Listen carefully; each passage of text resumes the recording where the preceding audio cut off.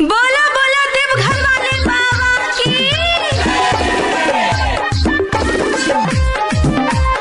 मटियागला सीतामढ़ी।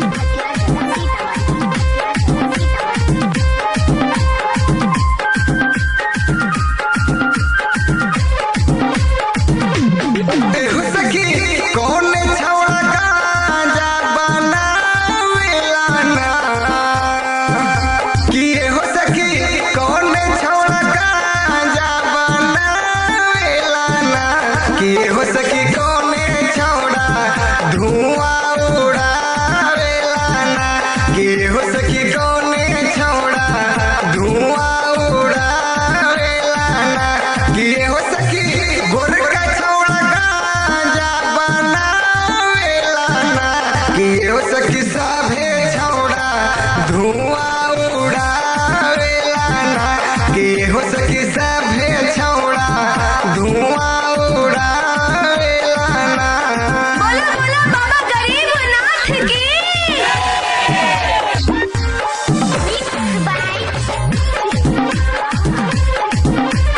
मटियागला सीतामढ़ी। हो सकी डीजे वाला भैया के बुलावो है ना कि हो सकी डीजे वाला भैया के बुलावो है ना कि हो सकी बोला बम के गहना बजवावेला ना कि हो सकी बोला बम के गहना बजवावेला ना कि हो सकी छौड़ा त छौड़ा है गोरका छौड़ा ना कि हो सकी डीजे पर कहमर हिलावेला ना कि हो सकी सभे छौड़ा नच के देखावेला ना। शंकर भगवान की।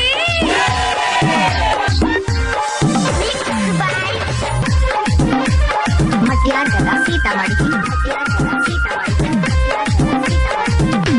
कि हो सकी राइटर राजू समझावेला ना कि हो सकी राइटर राजू समझावेला ना सखी दीवक रे छौड़ा हाथ मार बोलावेला ना सखी अमर रे छौड़ा कहमर उठावेला ना कि हो सकी कौन छौड़ा गांजा बनावेला ना कि हो सकी कौन छौड़ा धुआं उड़ावेला ना कि हो सकी कौन छौड़ा धुआं